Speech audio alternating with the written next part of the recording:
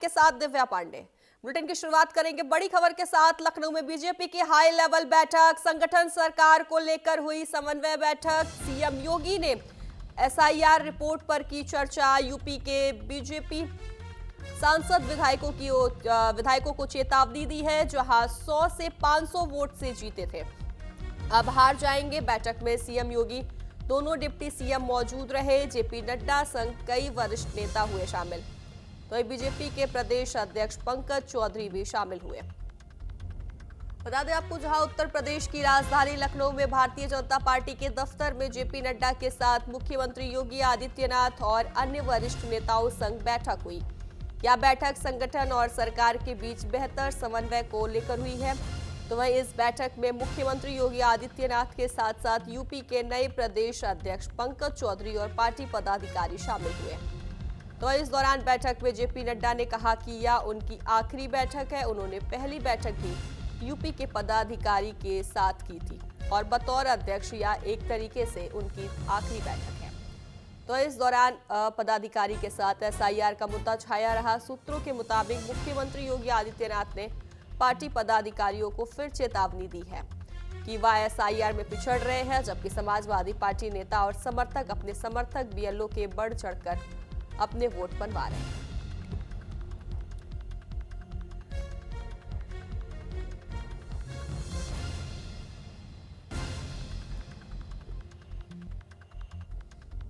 तो बताएं आपको, जहां उत्तर प्रदेश की राजधानी लखनऊ में भारतीय जनता पार्टी के दफ्तर में जेपी नड्डा के साथ मुख्यमंत्री योगी आदित्यनाथ और अन्य वरिष्ठ नेताओं संग बैठक हुई है। यह बैठक संगठन और सरकार के बीच बेहतर समन्वय को लेकर हुई है।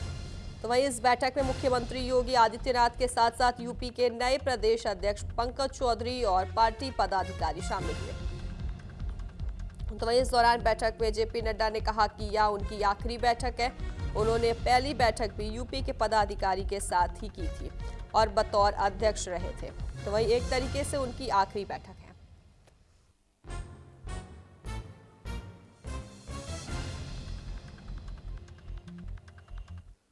संगठन गढ़े चलो, सुपंथ पर बढ़े चलो, भला हो जिसमें देश का वो काम सब किए चलो।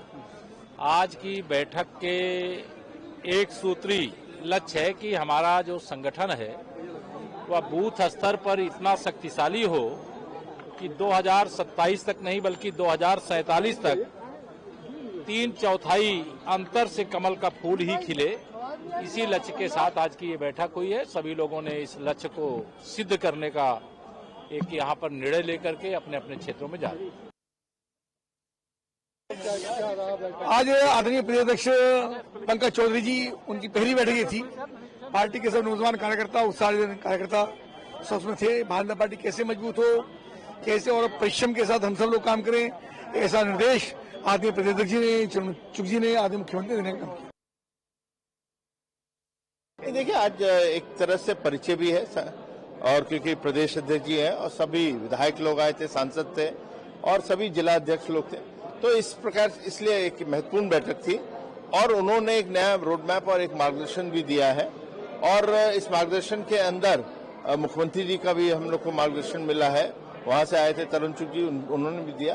तो इसके अंदर संगठनात्मक किस तरह से कार्य करना है आने वाले समय में, क्योंकि 1 साल बचे हुए हैं, साथ ही साथ उसके अंदर एसआईआर पे भी काम कैसे कर रहे हैं और एक बहुत अच्छा कार्य चल रहा है उत्तर प्रदेश के अंदर, उसके बारे में भी उन्होंने मार्गदर्शन दिया।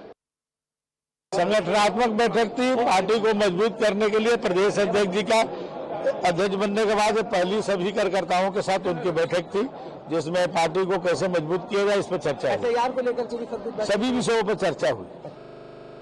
संगठन की बैठक संपन्न हो गई। अरुण चुग जी का, हमारे राष्ट्रीय महामंत्री का मार्गदर्शन मिला, माननीय मुख्यमंत्री का मार्गदर्शन मिला, सरकार संगठन दोनों के अनुभव शेयर हुए और संगठनात्मक रूप से जो आवश्यक विषय थे उन पर चर्चा होने का काम हुआ। एसआईआर को लेकर के भी चर्चा हुई है सर? ये मुख्यतः संगठन का विषय थे, बताए गए।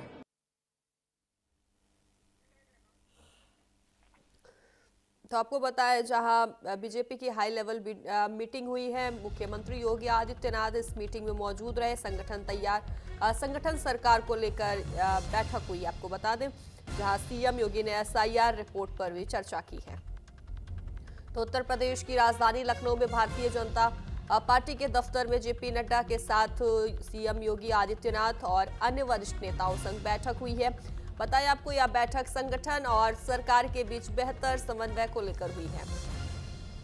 तो इस बैठक में मुख्यमंत्री योगी आदित्यनाथ के साथ साथ यूपी के नए प्रदेश अध्यक्ष पंकज चौधरी और पार्टी पदाधिकारी शामिल हुए। तो इस दौरान बैठक में जेपी नड्डा ने कहा कि यह उनकी आखिरी बैठक है। उन्होंने पहली बैठक भी यूपी के पदाधिकारी के साथ की थी और बतौर अध्यक्ष या एक तरीके से उनकी आखिरी बैठक है। तो इस दौरान पदाधिकारी के साथ एसआईआर का मुद्दा भी छाया रहा। बता दें आपको, जहां सूत्रों के मुताबिक मुख्यमंत्री योगी आदित्यनाथ ने पार्टी पदाधिकारी को फिर चेतावनी दी है कि वह एसआईआर में पिछड़ रहे हैं, जबकि समाजवादी पार्टी नेता और समर्थक अपने समर्थक बीएलओ के बढ़ चढ़कर अपने वोट बनवा रहे हैं।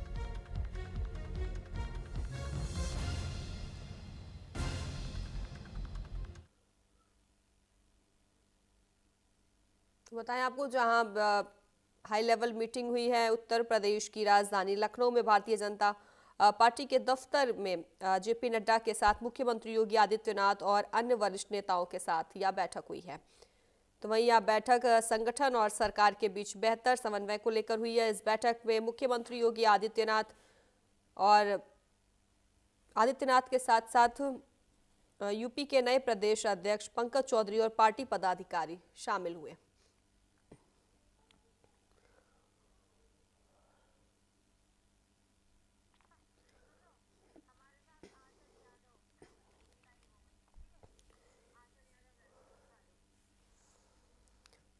तो वही खबर विस्तार से जानकारी देने के लिए हमारी संवाददाता आंचल यादव हमारे साथ लाइव जुड़ गई हैं। आंचल, लखनऊ में आज बीजेपी दफ्तर में मीटिंग हुई है जिसमें सीएम योगी आदित्यनाथ शामिल थे। इस मीटिंग में क्या कुछ खास रहा है इस मीटिंग में?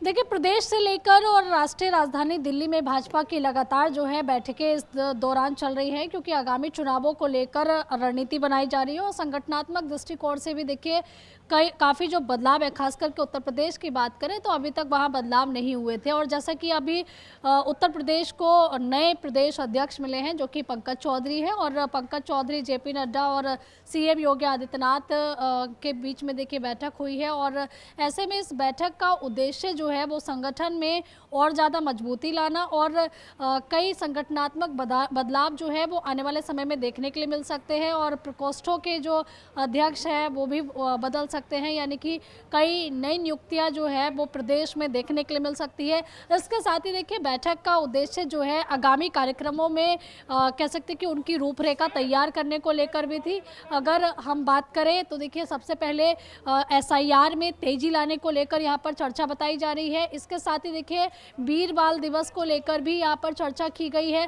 साथ ही देखिए अटल बिहारी वाजपेयी जी की जयंती है, उसको लेकर भी क्या कुछ कार्यक्रम रहने वाले हैं, क्योंकि आपने देखा होगा कि हर बार जब भी अटल बिहारी वाजपेयी जी की जो है यहाँ पर जयंती आती है तो कहीं ना कहीं बीजेपी जो है पूरे देश भर में, खास करके जो बीजेपी शासित प्रदेश हैं उन जगहों पर, या फिर देखिए जहाँ जहाँ भाजपा के प्रदेश कार्यालय हैं अलग अलग राज्यों में, उन जगहों पर जो है कार्यक्रम चलते रहते हैं। और खास करके चाहे हम बात करें प्रदेश में जिस तरह से अटल बिहारी वाजपेयी जी की अभी जयंती को लेकर तैयारी चल रही है तो क्या कुछ कार्यक्रम रहने वाले हैं, और दूसरी तरफ संगठनात्मक दृष्टिकोण से मजबूत करने को लेकर भी ये बैठक थी, क्योंकि 2027 में उत्तर प्रदेश में विधानसभा चुनाव है और चुनावों के दृष्टिकोण से इस बैठक में क्या कुछ संगठन और सरकार के बीच में कैसे सामंजस्य रहेगा, आगे की रणनीति क्या रहेगी, क्योंकि उत्तर प्रदेश का चुनाव, ये कहा जाता है कि यूपी एक ऐसा प्रदेश है जो कि देश का प्रधानमंत्री तय करता है, और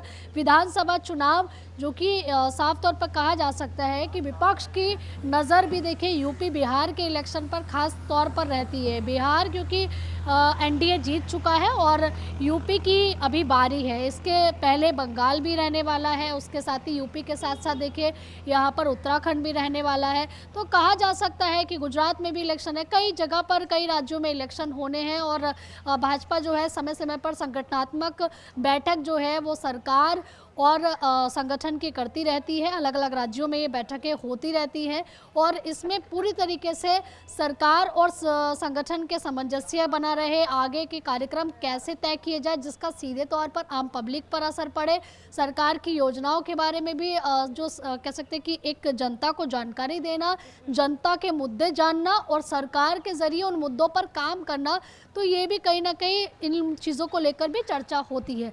तो आने वाले 2027 के चुनाव के लिहाज से इस बैठक को बेहद खास माना जा रहा है। जी आंचल, चूंकि आज सीएम योगी ने एसआईआर मुद्दे को लेकर भी बात की है, तो क्या माना जाए कि आगामी जो चुनाव होने हैं उस पर एसआईआर की रणनीति को लेकर जोड़ा जा सकता है इसे?